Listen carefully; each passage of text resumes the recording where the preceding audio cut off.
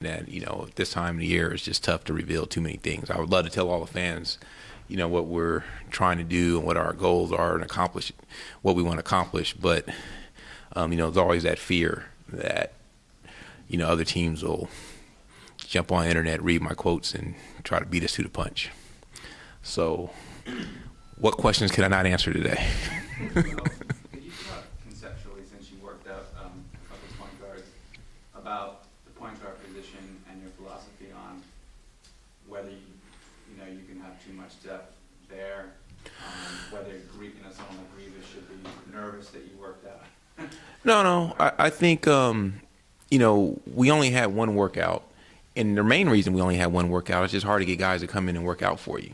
The guys that think they're top 2-3 picks don't want to work out for a team with a 6th pick, and the guys that are picks, that's projected maybe 8 to 12 don't think you're going to take them. They don't want to waste their time. And so, we were prepared for that. And this year we went into the college season and international season thinking, like, let's just prepare as if we're not going to get anyone to work out. So let's make sure we do all our work. We go see guys live. We do our interview. We do our backgrounds on these guys, and we'll be prepared for the draft. And that's how we feel we are right now. Have you met in New Orleans with anyone else other than the 3 people who worked out at the Alario Center? Have you met? Yeah, Ben McLemore was here on Sunday. Michael Carter-Williams, Trey Burke, and Alex Lynn. I traveled to meet Victor Oladipo and Anthony Bennett. Bennett, yeah. And then we interviewed the remaining guys in Chicago at the pre-draft camp. Sometimes it's a little difficult because the pre-draft camp, you put your request in, but as you know, the whole league's putting their request in, and sometimes you get the guys you want, and sometimes you don't. So McLemore on Sunday was strictly an interview? Yes. Could you envision drafting someone that you didn't interview or bring in for a workout? Yes. Seems like there's a lot of speculation about trades with the number 1 pick and number 3 pick. How much would that affect what you guys do in the sense of, maybe the player you're looking at, if someone trades up to get them, would that make you guys more aggressive to try to trade up? I mean, we're looking at every option. But, to answer your question, I don't know if it changes our strategy because, you can't really control that. And sometimes the price is too high to move up. I don't anticipate us doing much prior to the draft, but you never know. It's been reported that you reached out to Cleveland about that first pick. Can you confirm that? I don't like to, I wouldn't speculate or reveal any type of trade talks or conversations. I just think that, that's not a good thing to do.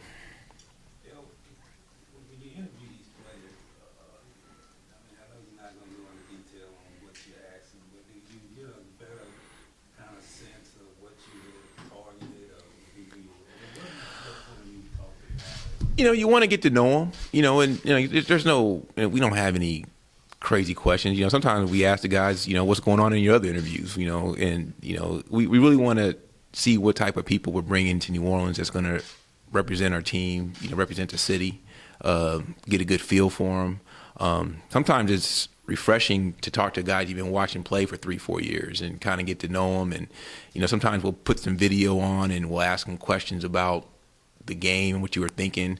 Sometimes we'll put video on of our plays and our sets and say, hey, what do you see here? What do you think about this? Sometimes you interview guys and they can tell you everything about the team. There was one player we interviewed, I think he went on Wikipedia and he was telling us all about the Pelicans and the Hornets and how they went to Oklahoma City and they came from Charlotte, and it was pretty fun. But some guys come to interviews a little more prepared, knowing all about you. Some guys come in saying they didn't watch much, and each guy is different. And we've been doing this for a number of years now, and the key is just to see how that line of communication will be moving forward, and say getting to know them, asking them questions, see if they think they're the same type of player you think they are. Getting to understand. Like sometimes you interview a guy and you think he's a point guard and he says, no, I'm a center. So that hasn't really happened. I was just We've speculated on your greatest area of need. What do you think your greatest area We just want to get. I don't know if we get the greatest area of need in the draft. I think a lot of it will depend on who's available at that pick. For us, we want to just get a good player that will fit. I think in today's game now, a lot of guys are interchangeable, and so I don't know if you can just say it's this position or this guy. I think you just want to get a piece that fits, that you can put into your system and help you win basketball games.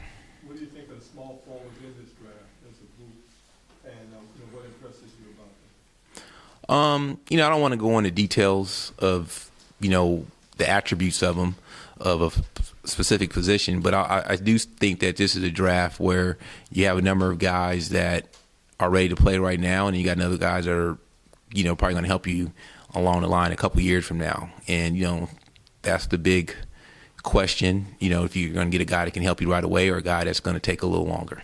Will the sixth pick be able to help you right away, or is that going to... We don't know who's going to be there at 6, but there's a chance there's a guy you can get there that can help you right away, and there's a chance he might be a guy that's going to help you down the line. When you look at the value of each player in this draft, it seems like, everyone put together a mock draft, and the same guy that can go 1 is the guy that's projected to go 6. Is that a good thing for you in the sense that, there's going to be a good player available at 6 as opposed to, last year you knew you wanted Anthony Davis at 1? Yeah, I mean, the question is like, what I would say 90% of teams do is like, if you're picking 6, you say, hey, I know for sure I'm going to get one of these 6 guys. And then, you rank them, and then you say, oh, this is what I'm going to get. And for us, if one of those guys is ready to play now, great. And if he's going to be a guy that's going to take a little time, that's great as well, too. But, we think that, there's a number of guys that can come in here and help us become a better basketball team. Yeah, when you get a guy like Anthony Davis last year, how much does he influence what you're doing in the future, what you're doing now, and say this also? Yeah, I mean, you want to make sure that, with Anthony and, the remaining of the core guys, that you put pieces around there. You try not to duplicate, and you try to get players that, can complement each other.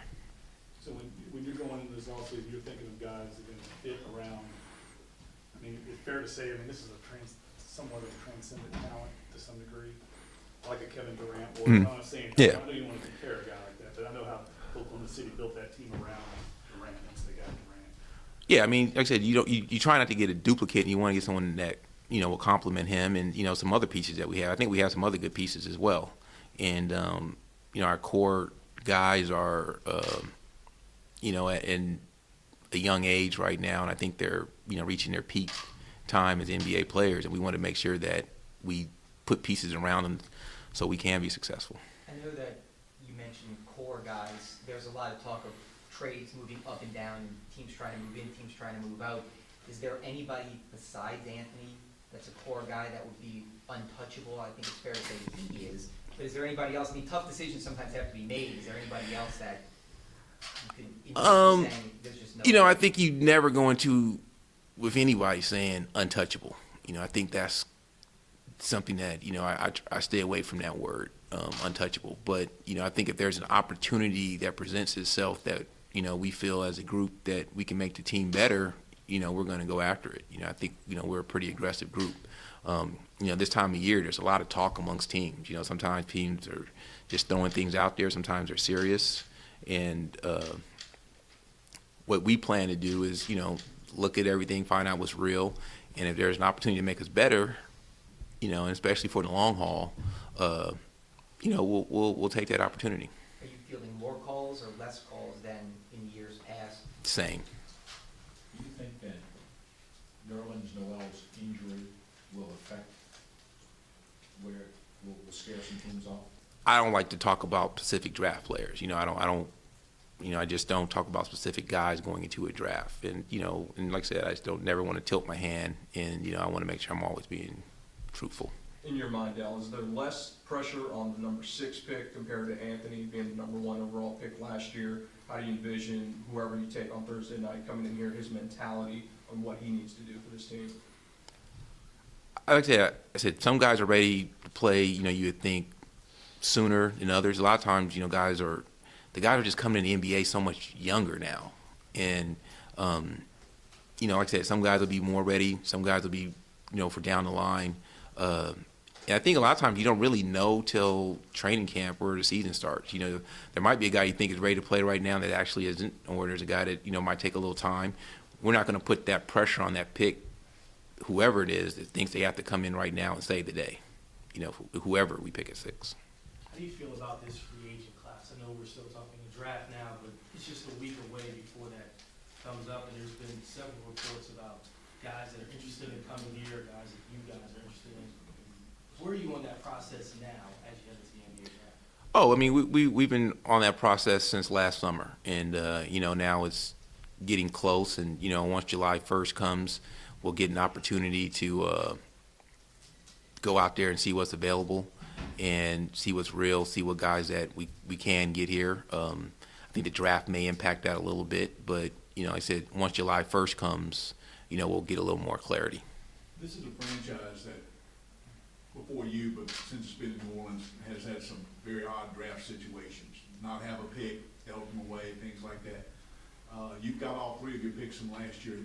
How do you value draft picks? How do you does it just depend on the year where you're drafting, or do you try to build from that core? I think a combination. I think sometimes if a situation presented itself where we could trade the pick and we thought that we could get a player that is going to help us for a long period of time, we would do that. What we try to stay away from is, if you trade a pick and then you get someone who's only going to help you for a short term, that's where it gets a little risky.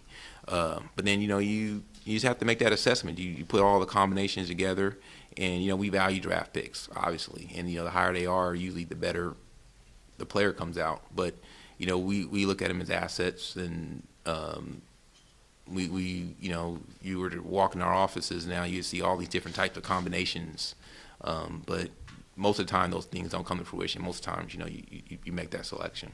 How hard is it to not be impulsive? I know Monty keeps talking about people want a winner, but it doesn't happen overnight in the NBA. Is it hard not to be impulsive if a deal comes along for short-term success, as opposed to saying we may pass on that because it's better for us long-term? It's tough because, if you can get something that can help you right away, you think about that, and then sometimes you think like, well, say you draft a player and he doesn't turn out to be the player you want him to be, and you pass up on this. And I think you just weigh it all together when you make that decision. But sometimes you can make a trade and get a player, and your thought process can be like, hey, he's going to be here for 1, 2, 3 years, and hopefully things go great, and he'll want to stay here, and you can re-sign him. Would you aggressively go after a second pick, perhaps in the second round, or do you feel as though the talent level in this draft doesn't merit that kind of? No, I think there's some very good players that are going to be available throughout the draft, and including the second round. And history showed us that the probability sometimes gets lower, but I think there are going to be some good players that are available even late in the first and in the second round. So then, will you pursue a second round pick? I mean, if something becomes available and the guy that we have targeted is there, we would look at it, but only if a guy that we targeted is is available. One last question. Teams that just hired coaches this week, and a couple are still out there. How much of an advantage or disadvantage is it for a team, not just in general, not to have a coach is input going into the draft? I haven't been in that situation, and it's interesting. I think a number of teams have hired new general managers, and with the draft and everything coming up, sometimes you don't have the time to get the coach in, or sometimes you get the coach in and then you get him in real quick, and I think both are tough. I think there's only 1 or 2 coaching positions available right now, if I'm correct. I think it's Boston and Philly, but I think everyone else has a coach. If I could be wrong on that one, but that's what I think right now. But it'll be interesting to see what those teams do. Does that add to the instability of this year's draft? You think though, so many choke changes? No, because I think the management of, organizations have, been doing their homework and they got a good feel for their teams and their culture. John, John, last one. Have you actively pursued trying to replace Tim Connell when that situation is out? I've had a number of people, call and, I've been looking around, but, at this time of the year, things are just moving so fast. And so, we have talked to some people, but like I said, things have been moving so fast right now, with the draft and free agency coming up next week. I don't know if we'll be able to do that in time or not. Good. Thank you, Dell. We'll see everybody back here Thursday night.